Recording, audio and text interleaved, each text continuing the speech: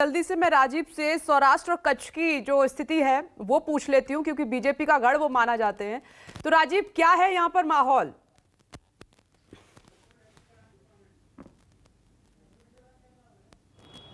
देखिए, मैंने आपको बताया पिछली बार सौराष्ट्र में भारतीय जनता पार्टी को अच्छा खासा नुकसान उठाना पड़ा था, लेकिन इस बार जो स्थिति है, परिस्थितियां दूसरे तरह की हैं। पाटीदार आंदोलन उस तरह का है नहीं। दूसरी बात, आम आदमी पार्टी ने भी सौराष्ट्र और कच्छ के इलाके में, सौराष्ट्र में आपने देखा ही कि अगर आप सिर्फ गिर सोमनाथ की बात करें तो वहाँ कितना अच्छा स्थानीय निकाय के वोट मिले थे आम आदमी पार्टी को। तो एक तरह से मोदी विरोधी या बीजेपी विरोधी जो वोट है उसमें थोड़ा बिखराव देखने में मिल रहा है। और जो कंसंट्रेशन पिछली बार मोदी विरोधी या बीजेपी विरोधी वोटों का कंसंट्रेशन पिछली बार एक जगह कांग्रेस पार्टी पे था, शायद अभी वो दिखाई नहीं दे रहा है। इसीलिए मैंने आपको कहा कि एक हफ्ते चुनाव के बाद, और प्रधानमंत्री खुद सौराष्ट्र के इलाके में 20 तारीख को आ रहे हैं, वहीं से शुरू कर रहे हैं। लेकिन विपनेश, एक बात और कहना चाहेंगे, चुनाव की बात जब भी होती है और ये कारपेट बॉम्बिंग बीजेपी के लड़ने की बात होती है, देखिए देश में चुनाव इस समय अगर आप देखें तो लड़ते हुए भारतीय जनता पार्टी की तो बात ही क्या है, वो दुनिया की सबसे बड़ी पार्टी है और देश में उसकी सरकार है, तमाम राज्यों में सरकार है, गुजरात में है, उसके साधन संसाधन की बात छोड़ दीजिए। लेकिन आम आदमी पार्टी एक ऐसी पार्टी है जहां चुनाव लड़ती है, या तो दबे पांव हिमाचल से चली गई, पता नहीं चला, लेकिन गुजरात और एमसीडी में एक साथ चुनाव हो रहे हैं। और अगर लड़ते हुए कोई पार्टी आपको दिखाई देती है तो आम आदमी पार्टी दिखाई देती है। और अगर आप भारतीय जनता पार्टी की कहे, और नरेंद्र मोदी और अमित शाह की खास तौर पर प्रधानमंत्री की बात मैं करूंगा, उनके चुनाव लड़ने का तरीका देश के और बड़े नेताओं से अलग है। देखिए, मैं एक उदाहरण छोटा सा देता हूं, क्योंकि मैं उस उम्मीदवार से मिलने खुद गया था, इसलिए बता रहा हूं।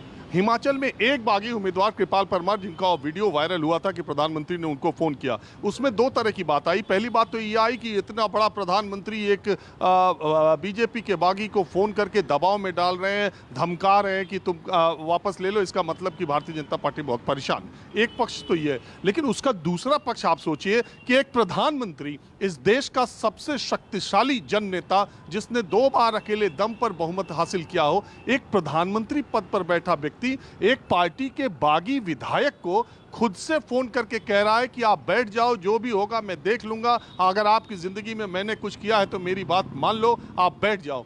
इस लेवल पर जाकर के प्रधानमंत्री चुनाव लड़ते हैं। इससे दूसरे लोगों को सीख भी लेनी चाहिए। मैंने अपनी आंखों से पार्टियों के अध्यक्षों के पास उम्मीदवारों को गिड़गिड़ाते देखा है कि आप फोन कर देंगे तो वो बागी आपके बहुत करीबी हैं, आप फोन कर दीजिए, बैठ जाए, नहीं तो हमारा नुकसान हो सकता है। और नेताओं ने, पार्टी के राष्ट्रीय अध्यक्षों ने या पार्टी के महासचिवों ने बड़े दम भरे अंदाज में कहा कि मैं फोन करने नहीं जाऊंगा, उनको औकात इलेक्शन में पता चल जाएगी।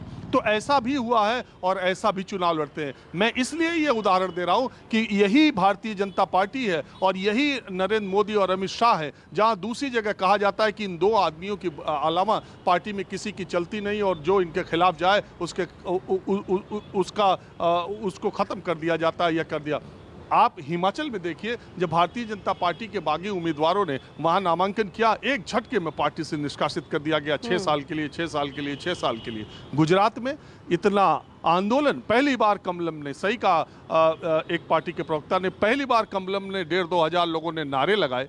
पहली बार बागी इस तरीके से, बीजेपी के बागी टिकटों का विरोध कर रहे हैं, नामांकन दाखिल कर रहे हैं, लेकिन अभी तक किसी के निष्कासन की बात नहीं हुई। और अमित शाह ने अपनी पार्टी के नेताओं से कहा कि गुजरात के नेताओं के साथ ऐसा व्यवहार नहीं होगा, ये हमारे ही हैं, थोड़े नाराज हैं, इनको मनाना पड़ेगा, प्यार से समझाना पड़ेगा, कोई कड़ाई की बात नहीं करेगा, कोई उनके खिलाफ बयानबाजी नहीं करेगा। तो देखिए, गुजरात को दूसरे तरीके से अमित शाह और नरेंद्र मोदी लेते हैं, और एकदम बिल्कुल तरीके से वो घर घर जाके पर्चा बांटना नरेंद्र मोदी की कमजोरी न समझा जाए, उसको उनकी रणनीति का हिस्सा समझा जाए। मैं ये कहना चाह रहा था।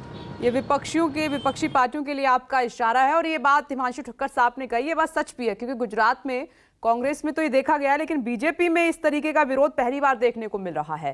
तो बीजेपी भले ही न माने, लेकिन चैलेंजेस तो हैं। नमस्कार, मैं हूं मानक गुप्ता।